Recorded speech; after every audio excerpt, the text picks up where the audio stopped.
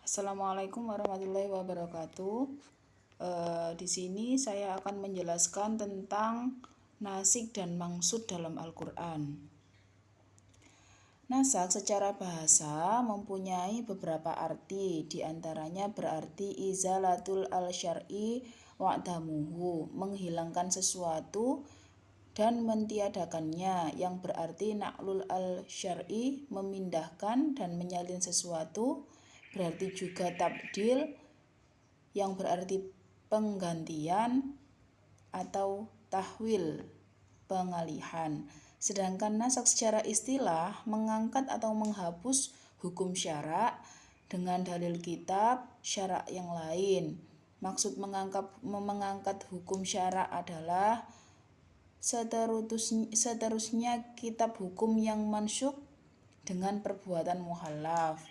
Mansyuk sendiri artinya yang dihapuskan, yaitu hukum dalil syar'i atau lafadznya yang dihapuskan.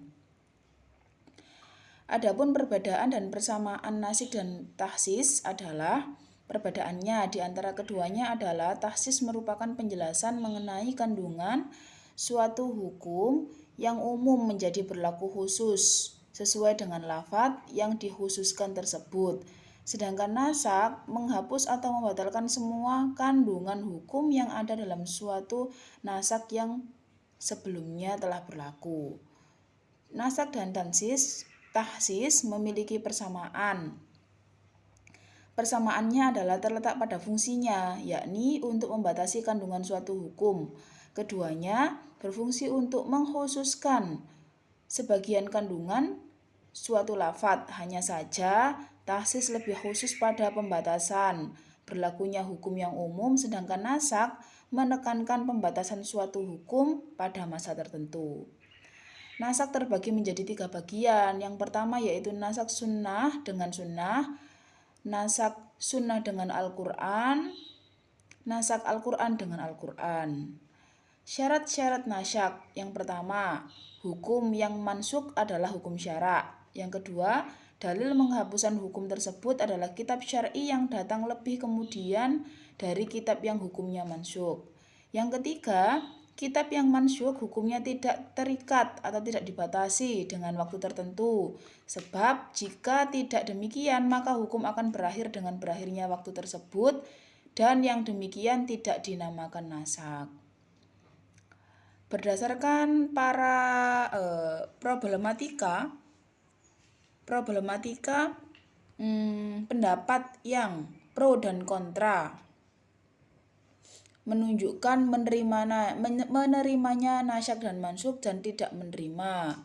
Di sini berdasarkan keterangan Imam Asyuyuti dalam kitab Al-Itqan, hikmah adanya nasyak adalah yang pertama, untuk menunjukkan bahwa antara ayat dan hukum yang kandungannya memiliki fungsi sendiri-sendiri.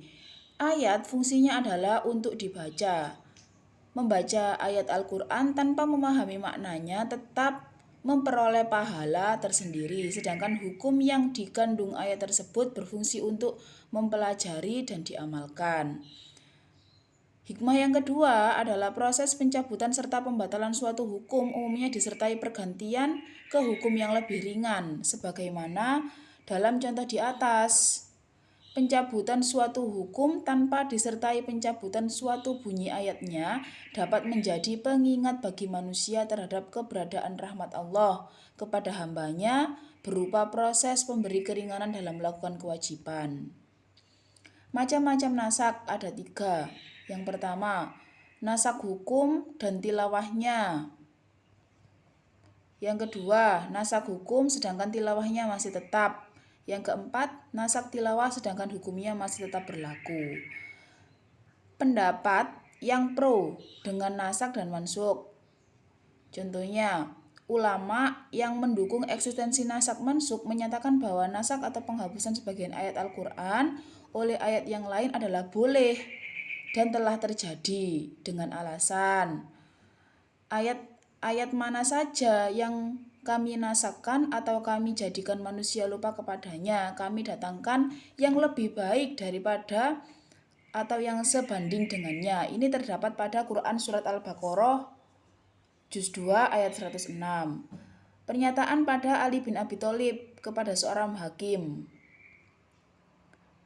Yang ketiga, karena adanya kontradiksi antara suatu ayat dengan ayat yang lain. Yang keempat, Allah sejak Azza wa Jalla telah mengetahui soal nasak dan mansukh sebelum kedua soal itu disyariatkan bagi hamba-hambanya. Bahkan sebelum manusia, langit dan bumi diciptakan, Allah Maha mengetahui. Hukum pertama atau ketentuan hukum yang ada di nasyak adalah untuk kepentingan suatu hikmah atau suatu kemaslahatan hingga waktu tertentu. Pendapat kontra nasak dan mansukh. Ada beberapa ulama yang menyatakan kalau nasak dan mansukh itu tidak boleh. Yang pertama, jika dalam ayat Al-Quran terdapat ayat yang telah dimansukh atau dihapus, maka sebagian ayat Al-Quran ada yang dibatalkan. Dengan demikian, maka sebagian isi Al-Quran dan yang batil, ada yang batil. Padahal Allah telah menegaskan dalam firman-Nya, tidak ada yang tidak datang kepada Al-Quran kebatilan, baik dari depan maupun dari belakangnya, yang turun dari Rabb yang maha bijaksana lagi maha terpuji. Ayat ini ada pada Quran surat Fusilat ayat 42. Yang kedua, tidak adanya kesepakatan para ulama beberapa jumlah ayat yang telah dinasak. Yang ketiga, tidak ada penegasan Nabi tentang ada atau tidaknya nasak. Yang keempat, tidak jelasnya hikmah adanya nasak. Yang kelima, adanya nasak, adanya ayat yang tampaknya bertentangan dan mungkin belum dapat dikompromikan, belum dapat menjadi jaminan tentang adanya nasak. Terima kasih. Semoga bermanfaat tentang bab nasak dan mansukh yang ada dalam Al-Quran.